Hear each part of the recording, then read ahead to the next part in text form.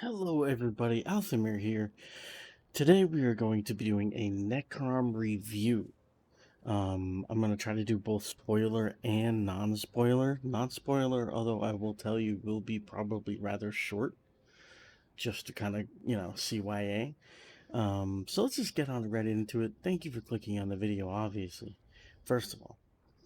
But let's get on right into this. I don't want to make this video too long because I have a lot of notes and a lot of things to get into, okay? So first, I want to get into the spoiler-free part of, well, at least as spoiler-free as I can probably make it.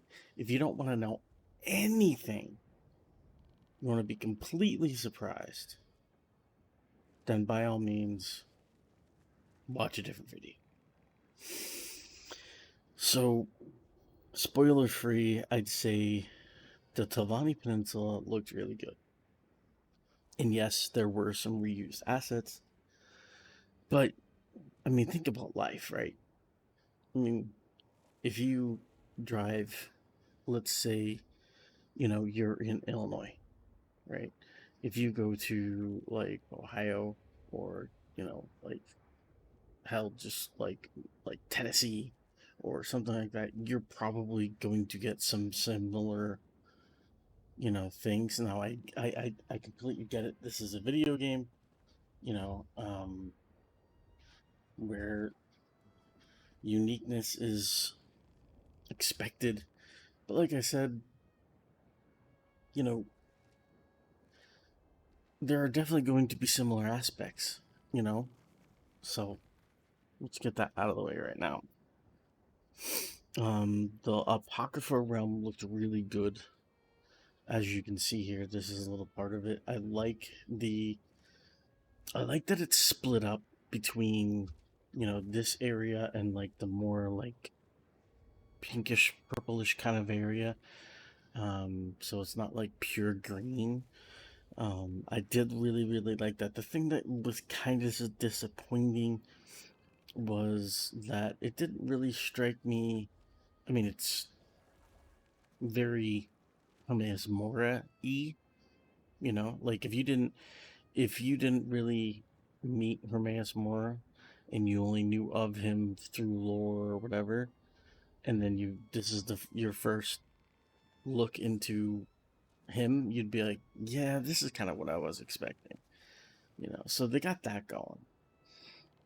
It's not horror as they said it in other. It's, I mean, to me anyway. I don't know. Maybe to other people would be really freaked out, but to me, not really. Um, Story, really solid story. Really worth it. Really worth it. Now, is it worth the buy? I mean, the Arcanist class is real fun. It's unique and definitely a different blueprint than other classes that came out.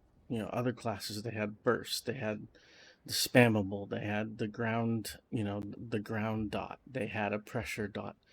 But this one's just different, and I like that. You don't want all of them to follow the same blueprint, a copy paste. You really don't.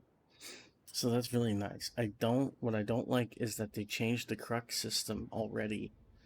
Necrom dropped for PC, when I don't remember the date, but when it did, and then a week later they changed the crux system.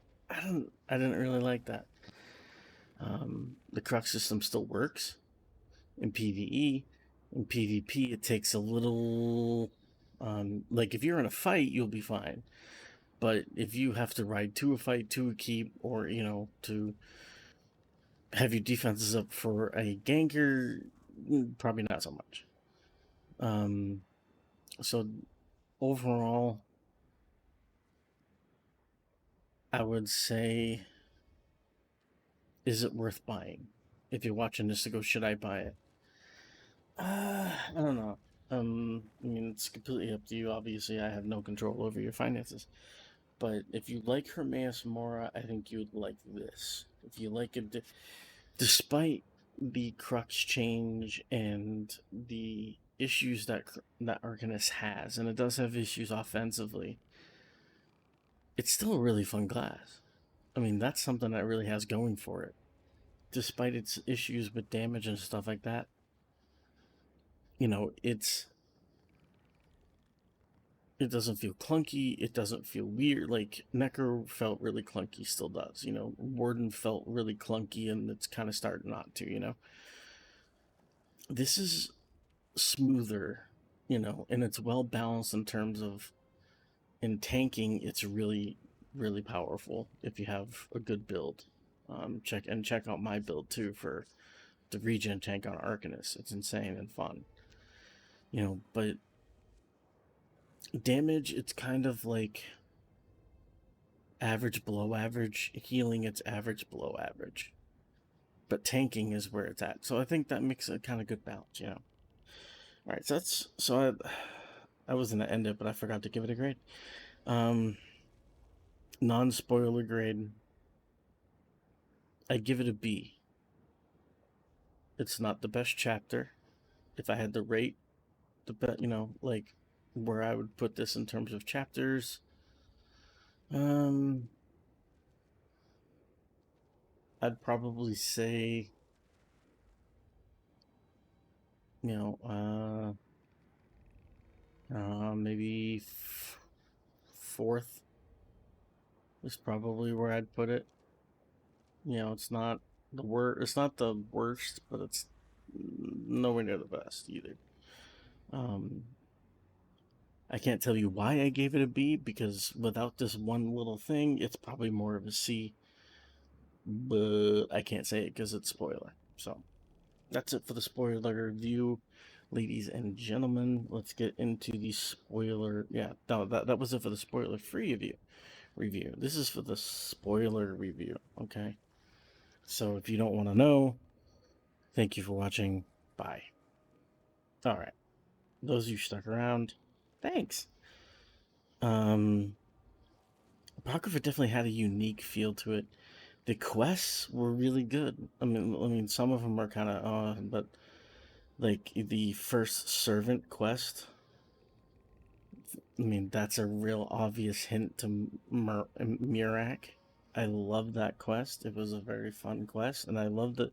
I was questioning. I was like, are they going to do anything with Murak at all? Like, you know, like, are they? I mean, I wouldn't blame them if they didn't, but at the same time, it's like, you know, he's kind of, I mean, he's here. They can't ignore that, right? And that's where the first servant quest comes in, you know, and I really like that quest. I also love the zoo quest. I call it the zoo quest, you know, where you get to go to like basically like this zoo, like aquarium kind of thing, you know, and you get to see all these different kind of like creatures and stuff like that, and like a lich and Dwemer stuff, and it's a really good quest, a really fun quest. I love that we got the time traveler back. That we saw the Cosma. I really like that we got to see him again. I didn't really know who they would give us for throwback quests this time around, but I like that. That was pretty sweet. Um, Now let's get into the main quest. I didn't know where they were going for the longest time. You know, the main quest definitely had like a kind of like a build up to it, right? I didn't know where they were going for a pretty long time. But that reveal at the end, you know, and I will keep, even though this is a spoiler review, I won't spoil that part of it. But the secret that Hermaeus Mora took from people, that memory, wow, that's kind of like um what I heard someone else say in a zone once. That's a lore bomb. Like it really is. That's crazy. You know, and I really wonder why. Like, was Bethesda okay with that? I mean, obviously they had to be. I mean, they had to run. They say that they run stuff by them. Um, you know, and I will also, and before I move on to my next bullet point, it does make me wonder where this is gonna go. Not in terms of region, we'll get into that later, but like, or maybe in another video because I have a lot of notes on that. But like, it really makes me think, where are they gonna take this? Like, how are they gonna? Are we gonna meet this thing? Like how? So that really has me scratching my head, and I'm pretty excited. I'm pretty excited. I don't know if I'm gonna buy the next chapter because we do have to wait a whole year now. But I'm not really worried about that now. But that reveal was crazy, and I do wonder how they're gonna wrap the story. Is it even gonna wrap next year, or are they gonna make 3 years out of it? I don't know. I don't know. Um, very very interesting choice that ZeniMax made with that.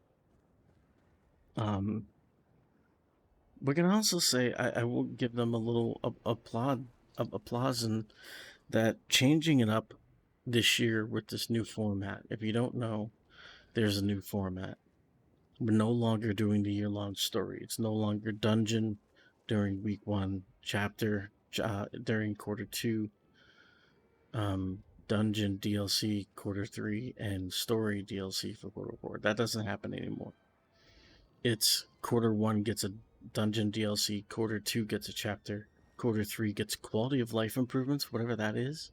That could just be bug fixes and just overall just base game stuff. Um, Probably nothing too impressive, to be honest. And then quarter four is a system or just something kind of small. This year, they said it's an endless dungeon. I don't know, but I do, um, I do applaud their bold move because that's super bold, especially since this wasn't.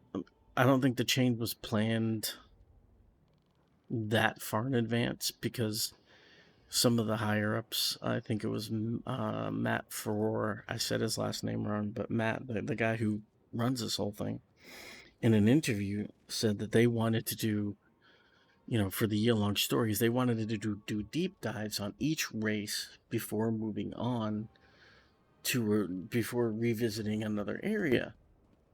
And I was like, okay, that's cool. So, but that also really limits you because think about it this year, right? Before Necrom came out, if they stuck with the year-long stories and stuck with what Matt said,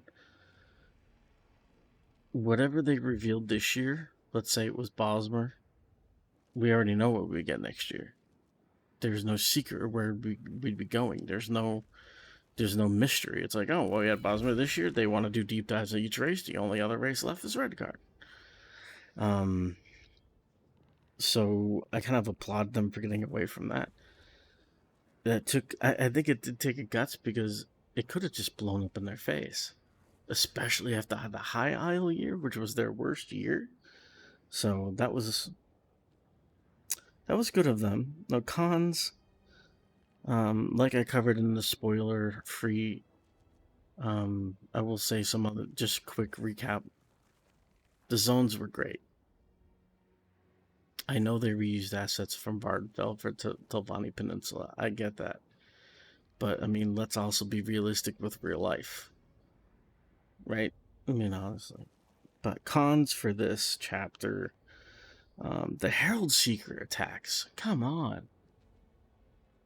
I died at a way shrine. So I ported to a way shrine in Telvanni Peninsula. I believe it was Telvanni Peninsula. And it was so crazy. I teleported them like, all right, I'm good. Kind of like slipped my mind about the Herald Seekers, but I didn't see any around. Like I looked around, I was like, I got down off, away from the way shrine. Looked around, I'm like, all right, I'm good. Went to get a drink, came back, was not even a minute and a half, and I was dead. Herald Seeker. What? So that was really crazy. And when I did Antiquities, I just wanted to get him done. I didn't look for extra loot. As soon as I found that green little square, I was like, I gotta get this done fast because I don't want to get pulled out of my antiquity. I think that kind of hurt it a little bit, you know? I think that really took away from it. I had to rush content. I couldn't enjoy it. Even questing, I didn't want to get pulled out of dialogue, so I kind of had to rush some dialogue. Um, so that kind of sucked. And hopefully they'll fix that in the future for future people running through these zones. But I'm also really glad I'm done. And that's not a reaction you want from a chapter. I also, just the Bash and Mimics in general. I mean, I get harder content, right? I think there should be an option for it somehow. I don't know how you do it with the way the game's set up. I don't. I really, really don't. I think going to an already failed way of doing it is probably not the best thing to do. You know, for those who don't know, who didn't play this game at launch, and launch I mean 2014 launch, they had something in this game called Adventure Zones. It was Craglorn. It was supposed to be Murkmire. Um, Murkmire had to be completely scrapped in Murkmire when they changed the direction of the game from group MMO stuff to what we have now in One Tamriel, and Murkmire was scrapped. There were, I think, a couple of other adventure zones that were scrapped. Rumor has it that Winterhold was an adventure zone that was scrapped. I don't believe that rumor, but Murkmire definitely was. We even had a trailer for it. Oh yes. Oh yes, we had a trailer for what the original Murkmire was supposed to be. Not even kidding you. Not even kidding you. Go look it up. Go look it up. We had, or maybe I'll link it. I'll link it down below. There was a trailer that showed us all the upcoming stuff. Rothgar, Clockwork City. Yes, Clockwork City. This was back in. Now keep in mind, guys. This is way back before we got Rothgar or Orsinium. So this was like 2014. They had Clockwork City. They had Murkmire. They had, you know, I think it was Mafala's Realm. That, all of that stuff was scrapped when they changed.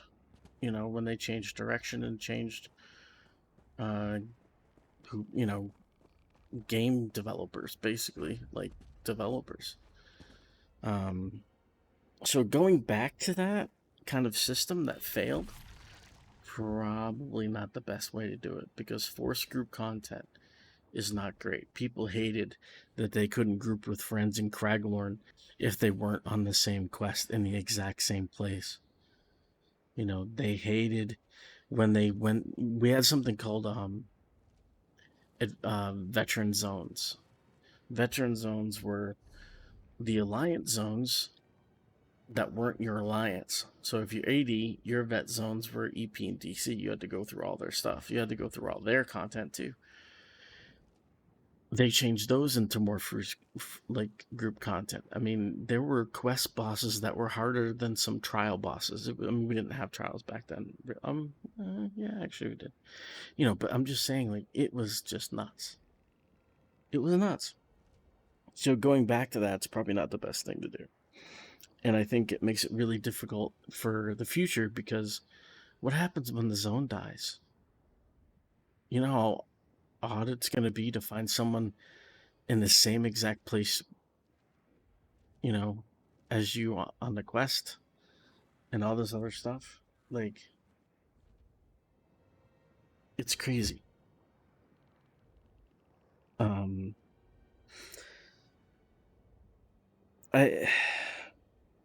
I don't know why this next part bothered me, but I think it was Melm, the Grandmaster Tilani guy. At first, when he said this, it didn't bother me. But then, as the questing for the main quest went on, every time he said ghost site, I wanted to punch my monitor in the face. I do not know why.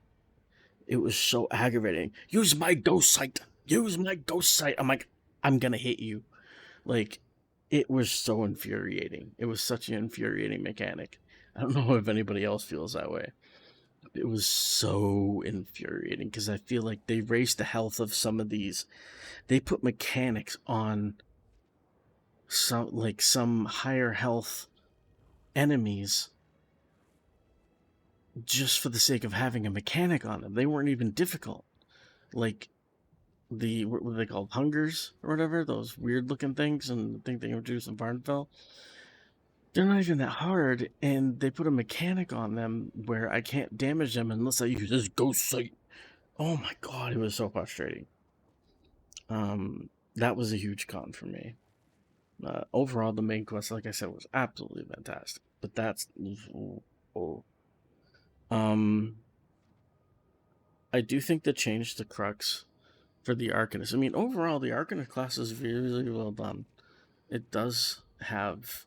Now, I didn't backtrack from my other previous video, but it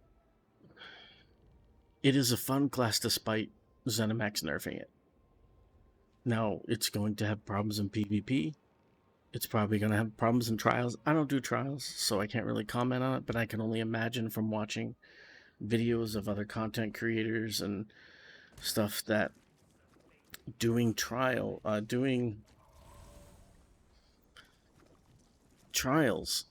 say, I see them, they run up to the next boss, and then they sit there and wait for everybody to be ready. Maybe someone got a drink, maybe tanks, whatever. That Arcanist is going to lose their crux. Now, if you don't know, if you're sitting here like, Alf, for the love of God, explain this crux change. Okay, so basically, see how they still go, right? They go slower.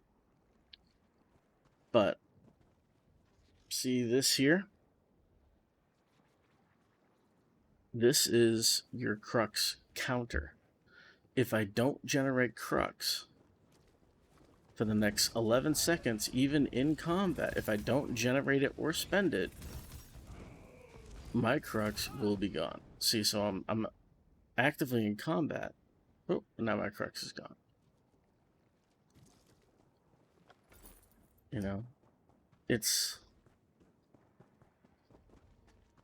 It was kind of an infuriating change because for PvP it changes a lot of things. They said they would do it because of pre-buffing, but all it really does is limit your ability to carry on your crux into, like, if I'm riding from Fergal to Alessia to, because there's a defense, but I just got out of a fight, I can't keep my crux to use it on something else like this, or that armor ability that, generate that, I think it's a shield that generates a heal for you. Can't do it. Your crux will go away if you don't keep generating it. You have to keep generating it somehow, whether that's through rune mend, because I think you get it through rune mend. You you can get it through rune blades. You can get it through this armor. Now, how do you tell what's a generator? ZeniMax did make it kind of easy for us. Look, come on. Look on your bar here. See the little triangle in the corner? That little Dorito right there? My arrow's on it. That means it's a generator. That's a generator. That's a generator. That's a generator. But you got to keep generating somehow, whether that's taking damage, healing, or using rune blades. Which, I mean, think about it. What if you don't like rune blades? I mean, it's definitely a smoother spammable than skulls and birds. Skulls being necro, birds being warden. But what if you don't like it? What if you like force pulse? Well, now you lost crux. You actively kind of lost like a crux generator, and you're actually hurting for it. And like, if you're in a trial in a dungeon, you're not going to have rune mend on your bar because you have a healer. Why would you have an armor ability on your bar if you don't really need it? PvE, you're gonna burn. You need buffs. So in PvE, if you're doing harder content, it really pigeonholes you into using rune blades, because you have to generate crux to get the best out of your abilities, especially for Fate Carver. So I think that's a really that's kind of like something that's gonna take getting used to. I don't really like the change. I don't like the change. I think it hurts this class. It hurts Arcanist, but it's still fun. Luckily for ZeniMax, it's still fun. And I will, overall grade. I'll go into a tad bit of um speculation. Um, no, uh, I'll do it for another video. I don't want to make this thing's already pretty long. So watch out for that video. Speculation on what's next. Um, I didn't do the companion quest, but I do like the companions. Um, Midyear Mayhem kind of got in the way of finishing. I did every other quest but that though. I would give this. I would give this chapter, just like I said, non-spoiler, about a B. But without that ending to the main quest, without that lore bomb, I think it's a C. And it's a C because of for nothing more than ZeniMax. Their silence for a long time on the Crux change, their silence with the changes in the PvP campaigns. I mean, it was a very simple question that was asked and they just didn't bother answering, and I felt really offended by that. It's not like I was asking them to tell me what next year was about. You know, for those who don't know, they when Necrom dropped, they put in the patch notes. It was in the PTS patch notes too, that they were going to extend the current campaigns so to their 1st of July, so that all the campaigns ended at the same time. Made sense to me because in the past, anytime they screwed with a campaign, they gave us rewards early. And I did the kind of math. I was like, all right, well, we're gonna be getting our stuff early, and it's gonna be like 3 days early. Cool. I can change some stuff on my Arcanist, kind of get it ready for PvP or PvE. It's gonna be great. Yeah, that didn't happen. And I had asked on the forums. I was like, hey, and some other people wanted to know too. I was like, hey, so I knew it was intended because it was in the patch notes. What I didn't know is, what about our rewards? I just want to know, are we getting double reward or not? That was it. No answer. We got our answer when the campaign finally ended, but that really kind of that kind of like changed my perception of the chapter, and also the change the crux changed my perception of the chapter because it kind of felt like they were, you know, they knew how they were going to change Arcanist way back during week 1 of the BTS after all that information came out of people who were getting sick and headaches and blah blah blah, and they knew what they were going to do probably like week 2 week 3 of the PTS, but they decided to hold off because, hey, what if changing Arcanist changes our sales? I don't know.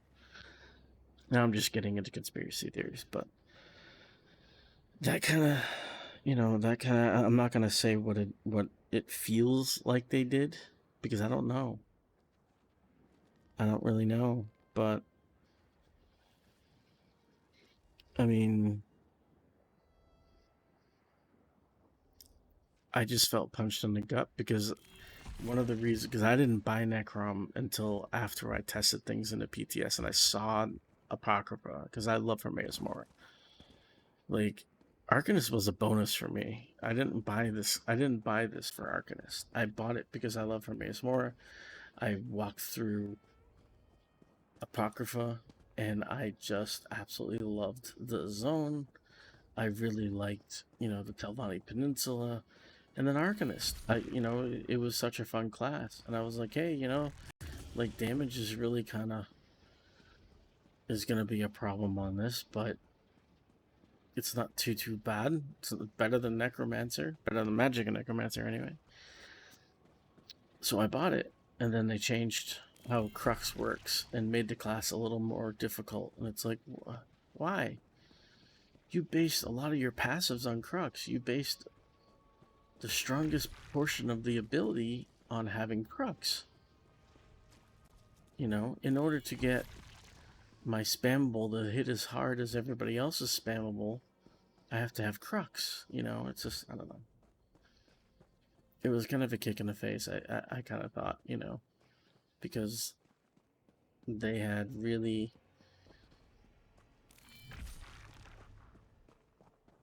you know, they really sold us on in PTS what Arcanist was all about. But anyway, I give this a solid B. Chapters that I think are better than this one, I'll go through a quick list. My favorite chapter is of all time so far is Northern Elsewhere. It was hard to pick between Somerset and Northern Elsewhere, but I like Dragons, so Dragons win. Sorry. Plus, the Khajiit lore was great to learn about. I knew a little bit about it, but to learn more was fantastic. Somerset, obviously, I like Somerset. I like elves. And then I'd probably put Western Skyrim. Nostalgia reasons. I felt like Western Skyrim was pretty good, despite that's when I started getting lag for PvP. So I kind of finally started to feel what everybody else was feeling. So that kind of sucked. It was still pretty good. And then Necrom is like 3B, I guess. It's kind of really tied with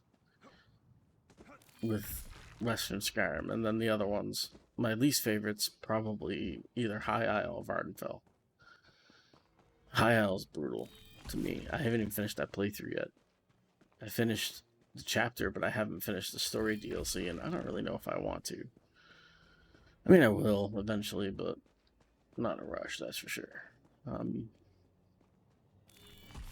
don't know. Other than that, I mean, am I going to buy it next year? I don't know. I'd love to see where the story goes, though. I mean, Daedra do tend to change things. I mean, Azura changed the Dunmer, you know. Azura probably also changed could made the Khajiits out of Bosmer. And so they have been known to change things. No, a race didn't get changed. I just don't want to be the complete spoiler. You have to do the quest for yourself for that. But there is precedence for it's in history. This has happened before. All I'll say to what I mean by that is Jagaleg. That's all I'll say. So anyway, thank you for watching, guys. Do check out the Necrom chapter. It's really not bad.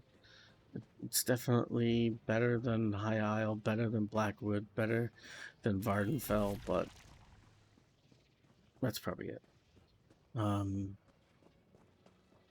a huge lore bomb. Like, if you're a lore nerd, you almost have to. And you almost really, really have to, because this makes you look at things just a little differently. Like, all right, what does that mean even for the Elder Scrolls 6? You know, what does that mean for Elder Scrolls 6 now that this information is out? Like, how does it change that? Like, so many questions. But thank you for watching, ladies and gentlemen. Don't forget to like and subscribe if you liked the video. If you didn't, that's fine too. You don't have to. It just really helps me out. But I'll see you in the next one, and have fun.